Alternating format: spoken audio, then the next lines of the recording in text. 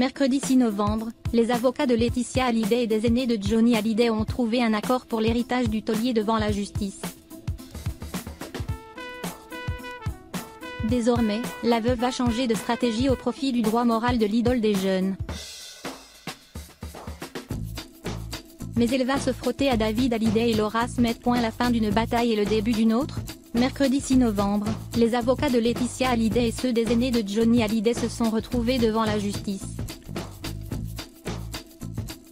Après la main tendue de la veuve de Johnny, les deux parties ont officiellement trouvé un accord lors d'une audience à la cour de Versailles. L'heure est à l'apaisement. Avec la nouvelle équipe d'avocats de Laetitia Hallyday, la sagesse et la lucidité sont revenues. Et nous saluons leur prise de conscience et leur courage, a commenté maître Pierre-Jean Douvier, l'avocat de David Hallyday. Et même si Laura Smet et David Hallyday ont fait un cadeau à leur ex-belle-mère, le bras de fer n'est pourtant pas terminé entre les deux parties et pourrait devenir encore plus virulent. Tandis que la justice californienne va donc naturellement se déclarer incompétente pour juger l'affaire de l'héritage de Johnny Hallyday, les deux parties sont bien loin de s'accorder sur tous les points. Avec cette décision qui se profile, Laetitia Hallyday va devoir changer de stratégie puisque les trusts dont elle est la seule bénéficiaire ne lui serviront plus à rien.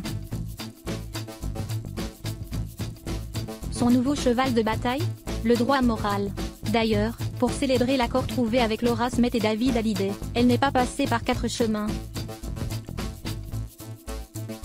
En story Instagram, Laetitia Hallyday a partagé une vidéo d'elle en studio, en train de finaliser la production de J'en parlerai au diable, le premier extrait de l'album posthume Mon pays c'est l'amour. Ce titre vient d'être récompensé par le Grand Prix de la SACEM, un grand moment pour la veuve de Johnny. La bataille n'est pas terminée. Cet album restera toujours un cadeau. Un cadeau pour ceux qui l'écoutent, pour ceux qui l'aiment. A commenté Laetitia Hallyday. Et ils sont nombreux. Sur Instagram, elle s'est souvenue des larmes qui ont beaucoup coulé ces 2 dernières années, mais elle a aussi clairement affiché son ambition. À travers son œuvre, Johnny sera toujours vivant. Dur de faire plus clair. Parce que si Laetitia Hallyday a tendu une main financière à Laura et David, elle ne pliera pas facilement sur le droit moral de son mari. Et c'est bien là que le bât blesse. Si la veuve de Johnny compte se battre pour l'exploitation posthume de la carrière du rocker, elle va se heurter à ses aînés et principalement à David Hallyday, qui n'a jamais caché ses intentions. Si le partage devrait être assez facile sur les biens immobiliers, ce sera nettement plus compliqué sur le droit moral du patrimoine Hallyday, affirmait d'ailleurs l'entourage de Laura Smet au point. Laetitia ne veut rien céder et David non plus. C'est d'ailleurs en partie à cause de désaccords sur ce point que les tentatives de négociation ont échoué il y a quelques mois. Il y a un an, David Hallyday était déjà inflexible concernant l'exploitation de l'œuvre de son père. Je demande simplement le droit moral de nous 4, voilà, que ce soit partagé entre nous 4, annonçait-il dans 7 à 8. Qu'on puisse avoir le droit de gérer son image, d'avoir en tout cas un droit de regard sur son image, et personnellement sur ce qui me liait avec lui, c'est-à-dire la musique et rien du reste. Des mois plus tard, l'avis de David Hallyday est toujours le même, il veut avoir son mot à dire sur tous les projets qui entourent la carrière posthume de Johnny Hallyday. Ils vont se battre là-dessus encore. David ne va pas céder, Laetitia non plus. Parce que c'est ça qui rapporte le plus. Donc c'est ça le vrai problème, assurait Bernard Montiel, un proche de Laura Smet, dans Touche pas à mon poste le 15 octobre dernier. Mais pour le moment, c'est bien Laetitia Hallyday qui s'occupe du droit moral de Johnny et qui engrange les royalties, très importantes, qui en découlent. Laetitia ne peut pas se permettre de voir se tarir la manne liée aux ventes et à l'exploitation des disques, expliquait d'ailleurs Le Point. Après le premier pas de Laetitia, le conseil de David Hallyday n'avait pas caché le cheval de bataille de son client. En tout cas, le souci de David qui est un artiste est de faire perdurer l'image et l'œuvre de son papa, assurait-il dans une interview accordée à Télé Loisirs. Autant dire que les prochains rendez-vous des conseils des deux parties risquent d'être animés. Laetitia, David Hallyday et Laura Smet se retrouveront devant la justice le 12 décembre prochain.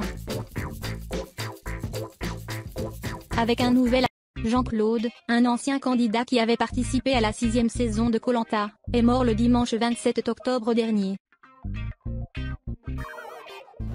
Selon l'un de ses amis qui a partagé un message sur Facebook, il a été victime d'une rupture d'anévrisme qui lui a été fatale.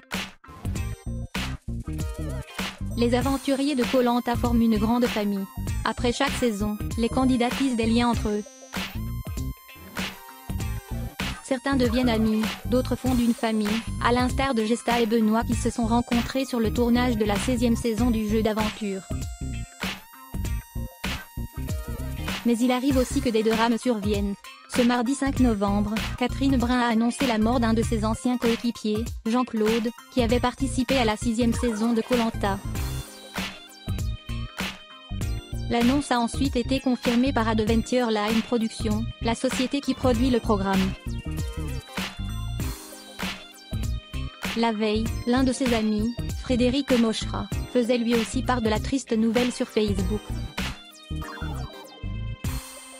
Dans son message, il révélait comment Jean-Claude Herrine était mort. Malheureusement, la faucheuse, sans doute contrariée, a décidé tout de même de reprendre son âme et lui a envoyé une rupture d'anévrisme fatale, écrivait cet ami. Cet ami, qui était aussi le médecin de l'ancien candidat de Koh-Lanta, précise que ce dernier avait déjà surmonté un cancer de la prostate. Un diagnostic de cancer de la prostate a été posé il y a 2 ans, qu'il a vaincu uniquement avec des moyens et techniques naturelles, affirme le spécialiste qui salue la gentillesse de Jean-Paul, qui était aussi un mari et un père de famille. Ses enfants ont d'ailleurs créé une cagnotte en ligne pour pouvoir payer les frais monstrueux des obsèques.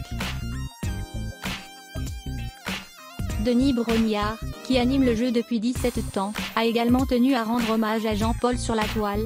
Ce mercredi 6 novembre, les amis, très tristes d'apprendre le décès de Jean-Claude, aventurier de Koh-Lanta en 2006 au Vanuatu. Pensez pour ses proches et tous les aventuriers qui ont eu la chance de la côtoyer, a écrit l'animateur sur Twitter. Évoluant sur le tournage aux côtés des candidats, Denis Brognard s'est lié d'amitié avec la plupart des aventuriers de Koh-Lanta. Carla Bruni est restée très proche de ses ex. Une proximité qui a pu déranger Nicolas Sarkozy, de nature jalouse, comme l'explique le journaliste Robert Schneider dans son livre Première Dame paru en 2014 aux éditions Pocket. Nicolas Sarkozy aime follement Carla Bruni. Si les deux tourtereaux se sont mariés il y a 11 ans, l'ancien président de la République ne peut s'empêcher d'être jaloux. Et pour cause, Carla Bruni est restée proche de certains de ses ex, notamment Raphaël Enthoven qui est le père de son fils Aurélien, mais également Mick Jagger. Et certains d'entre eux semblent déranger le mari de l'ancien mannequin, comme l'explique Robert Schneider dans son livre Première Dame, paru en 2014, aux éditions Pocket.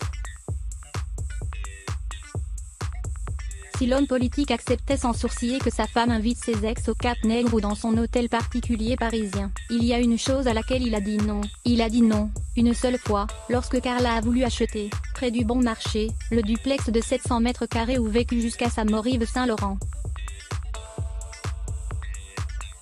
Et ce n'est pas tant le prix, 10 millions d'euros, qui posait problème mais le voisin qui se trouvait 2 étages au-dessus, Mick Jagger. Il semblerait en effet que Nicolas Sarkozy ait une dent contre Mick Jagger. Lors de leur rencontre en 2007, le père de Louis Sarkozy, qui avait misé sur le culot pour séduire le mannequin, s'attaquait déjà au leader des Rolling Stones. Mais comment as-tu pu rester 8 ans avec un homme qui a des mollets aussi ridicules ? Aurait-il lancé à Carla Bruni, qui se vantait de ses conquêtes passées.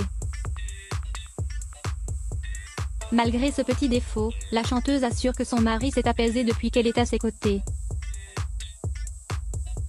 Avant il était bagarreur, maintenant qu'il est plus ouvert, il a gagné en calme, en sagesse, assure Carla Bruni dans des propos rapportés par Robert Schneider dans son livre Première Dame. Et l'auteur de préciser, même si elle était encore témoin de ses impatiences, de sa nervosité, de ses colères, elle avait le sentiment de l'avoir apaisé, écrit le journaliste. Après tout, aimer, c'est aussi accepter.